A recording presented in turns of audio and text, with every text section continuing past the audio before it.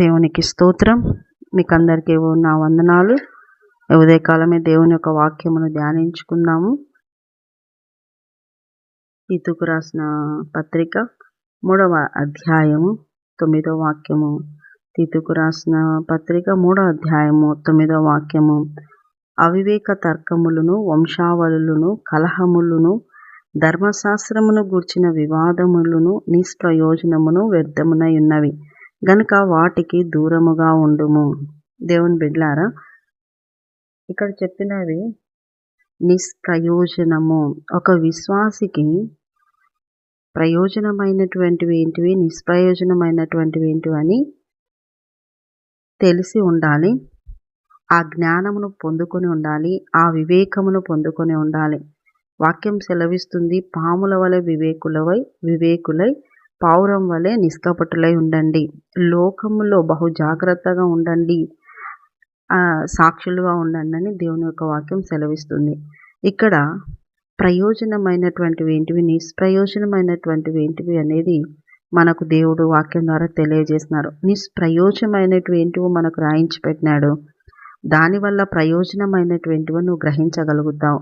నిష్ప్రయోజనమైనటువంటివి ఏమేమని చెప్తున్నా అంటే అవివేక తర్కములను, వంశావళులను, కలహములను, ధర్మశాస్త్రమును గూర్చిన వివాదములను, ఇవన్నీ కూడా ప్రయోజనము లేని మాటలంట. ప్రయోజనము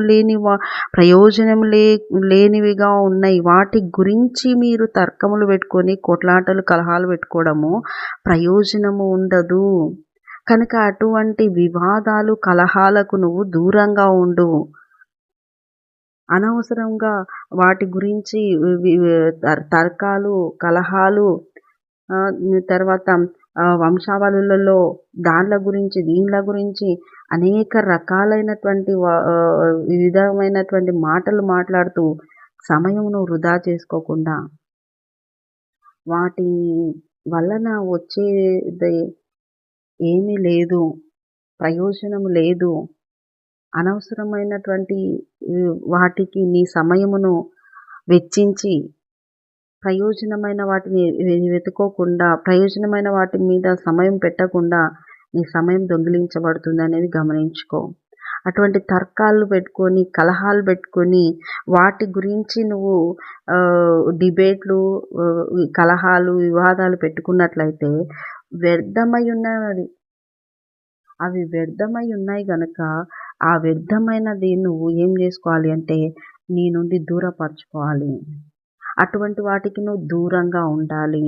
అప్పుడే నువ్వు దేవుని బిడ్డగా, ఒక విశ్వాసిగా, జ్ఞానం కలిగిన బిడ్డగా ఉన్నావని అర్థము. అనవసరమైన వాటిలో చేరి, అనవసరమైన వాటితో నువ్వు మాట్లాడి, వాటి గురించి తర్కించి, వాటి గురించి కలహించిన నీకు వచ్చే ప్రయోజనం అంటూ ఏమీ లేదు. కనుక ప్రయోజనమైనటువంటి రీతిలో నీ బ్రతుకు, నీ జీవితం ఉండాలి తప్ప నిష్ప్రయోజనమైన వాటి విషయంలో నీ యొక్క జీవితం ఉండకూడదు, నీ సమయం వెచ్చించబడకూడదు.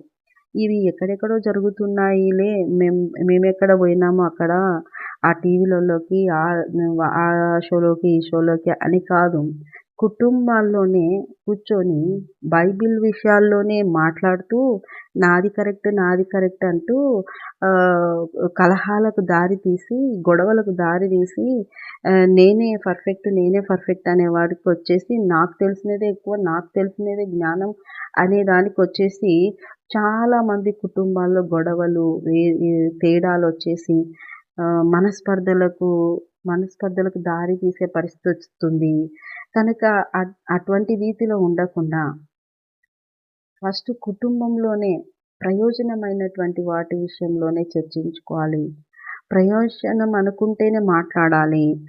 ప్రయోజనము ఒకరు ఈ మాటల వల్ల బాగుపడతారు, ఈ మాటల వల్ల తెలుసుకొని జీవితంలో వారి జీవితంలో దీవెన, మేలు, సరిచేసుకోవటం, పరిష్కారం దొరుకుతుంది అంటేనే మాట్లాడుకున్నట్లయితే ఆ కుటుంబాలు క్షేమకరంగా ఉంటాయి, ఆ కుటుంబాలు దీవెనకరంగా ఉంటాయి.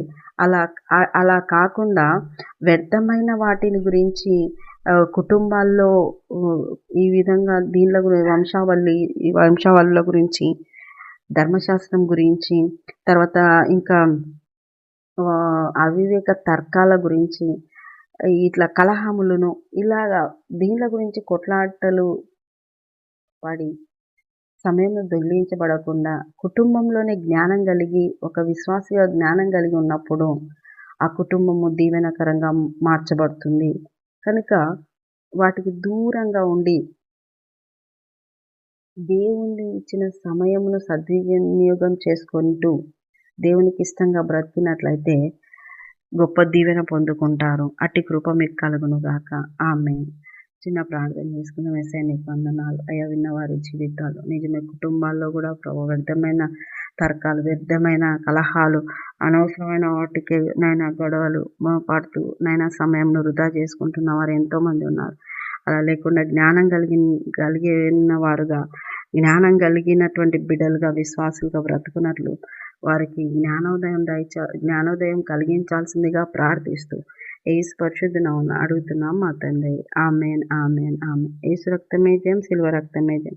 ప్రభు యేసు నామానికి సంపూర్ణ విజయం కలుగునుగాక. ఆమేన్, ఆమేన్.